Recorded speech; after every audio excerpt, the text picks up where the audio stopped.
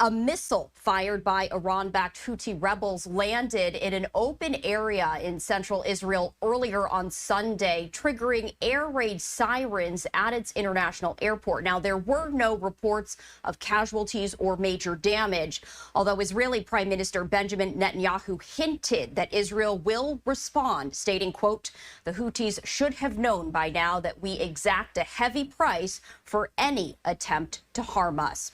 The Israeli military said it made several attempts to intercept the missile using its multi-tiered air defenses, but had not yet determined whether any had been successful. It said the missile appeared to have fragmented midair and that the incident is still under review. The military said the sound of explosions in the area came from interceptors. This also comes as the Israeli military says there was a, quote, high probability that 3 hostages found dead months ago were killed in an Israeli airstrike. The army said investigations had determined that the 3 were likely killed in a November airstrike that also killed a senior Hamas militant. All 3 of the hostages were kidnapped in Hamas's October 7th attack. Their bodies were recovered in December, but the cause of death was only recently determined. In its report, the army said there was a high probability they were killed in the strike based on where the bodies were recovered and other intelligence, but it said, quote, "It is not possible to definitely determine the circumstances of their death." Meanwhile, earlier this week, Israel Defense Forces released new video showing the conditions of the tunnels in which the troops found 6 hostages who had been executed by Hamas last month. The bodies included that of American-Israeli citizen Hirsch Goldberg, Poland. The new footage shows how cramped, dark, and terrifying the entire scene truly was. And I do want to play that out for you right now. In the next couple of minutes, we're going to go down into the tunnel shaft 20 meters below where the hostages were murdered. The tunnel shaft was in a children's room, in a house. Those are the walls of this children's room with Snow White and Mickey Mouse on the wall, and a tunnel shaft where hostages were murdered downstairs, 20 meters below the ground. Hamas used those letters in the tunnel, and there was a hiding floor. All he needed to do is to break the floor and then go out through the children's room, inside to the street, and go back into the tunnel. This is how Hamas built this tunnel. The shaft goes down about 20 meters into the ground, using 4 separate letters. There, it connects to a narrow tunnel with no rooms that is so low you can't stand up straight in it. The tunnel is about 120 meters long and ends in a blocked iron door. This short blocked part of the tunnel is where the hostages were held and murdered. We know that between 2 to 6 terrorists were here with the hostages. We are gathering all the stuff here for forensics, for intelligence. We can see magazines, an AK-47 magazine, chargers, all used by the terrorists, Quran books, a hairbrush. We need to check who used it. But there were women here in the tunnel. This is their blood. This is the blood of Hirsch, Eden, Carmel, Ori, Almog, and Alex. They were heroes, and they were here in this tunnel for weeks or days, we will find out.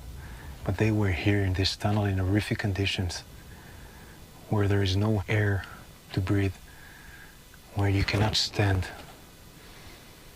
And they survived, but they were murdered by terrorists, and they're still hostages. 101, some of them are alive in the same conditions in tunnels like this in Gaza. And we need to do everything we can in all the means we can to bring them back home alive. Why murder innocent people, women, young men? They were all in the music festival and Carmel was at their home in the kibbutz. Why murder them in a tunnel after they survived 11 months in horrific condition? We pray and think in our hearts and minds, and we will keep on doing everything we can. Everything to bring back home all the hostages. In the next couple of That video so difficult to watch. And to talk more about this, I'm bringing in Ruthie Blum, who is a former advisor at the office of Netanyahu, a senior contributor and editor at the Jewish News Syndicate and co-host of Israel Undiplomatic on JNS TV. Such difficult footage there, Ruthie, but so important for individuals to see because it gives us a better understanding and context in terms of what these hostages are enduring. You know, what do you take away from watching that video? Well, it is certainly horrific. And I would like to add that Goldberg Poland, it wasn't just that he survived 11 months in horrific conditions, but he in particular, on October 7th, his arm was blown off by the terrorists who kidnapped him. And there is footage of him in the back of a pickup truck with his severed arm. So for many months, it was assumed that he couldn't have survived that, you know, sepsis and all kinds of infection. It just didn't seem likely. And then a video emerged of him alive and with his stump. And I mean, I'm sorry to be graphic, but it's necessary to clarify how barbaric these Hamas terrorists are. And then out of nowhere, those 6 hostages were executed. And when you ask me what I make of it, well, what I make of it is that negotiations for some kind of ceasefire deal were going on. And Yahya Sinwar, the head of Hamas in Gaza, decided to do something particularly sadistic to make his message clear. And his message was, whatever you do, if you don't let us win this war and stay in Gaza and do whatever we want, we will just pick off one by one. We're going to pick off your hostages. That's what I take of it. And he's trying to play Israel. He's also trying to cause rifts in the streets of Israel. He's being quite successful, the protests and all that, because of course it's terrifying that he has control over these innocent people who were snatched from the party and from their homes. There are also babies in there. So, you know, it's an awful situation. And that's why Hamas has to be defeated. You know, you were speaking of Hamas also, and we've talked about this previously, that Hamas leaders surround themselves with hostages. We just learned, according to Israel, that there was a high probability that 3 hostages that were found dead in November were killed during an Israeli airstrike that also killed a top Hamas commander. You know, what can you share with us about this breaking news? Well, the first thing I can share is that every single death in Gaza, Jews, Muslims, everybody, Palestinians, are all on Hamas's hands.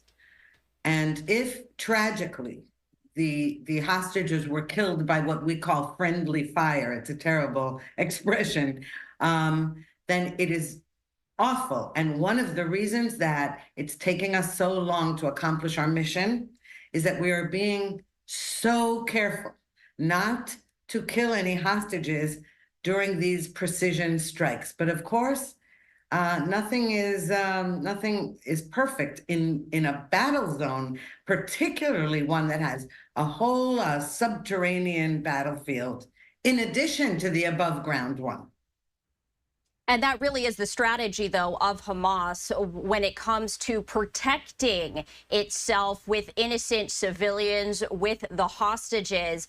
That makes it incredibly challenging, as you were mentioning, for the Israeli military to really carry out their objectives. What are the next steps then? Well, the next steps, I believe, they say, you know, I'm not privy to everything that's going on in the military, of course, and nor should I be or should anybody else. But what we are doing is we are methodically trying to knock out all the terrorists and destroy all the tunnels, as many as we can, and seal the tunnels that lead into Egypt. You know, there's a whole network there of tunnels and terrorists. And what we're trying to do, we have basically finished off their military capabilities in the larger sense. It doesn't mean we've killed all the terrorists and that there aren't stray rockets fired. Of course there are. But we've really tackled most of their military machine. And now we really have to make sure to tackle the political machine. And that's a little harder to do because, you know, as I said, Sinwar, we haven't located him yet. And he, as long as he can call these shots and cause schisms in Israeli society, he still has somewhat of an upper hand. Well, speaking of politics, you know, I want to focus now on Iran. Iran, of course, as we've been speaking about, really is behind a lot of these terrorist organizations, including the Houthi rebels.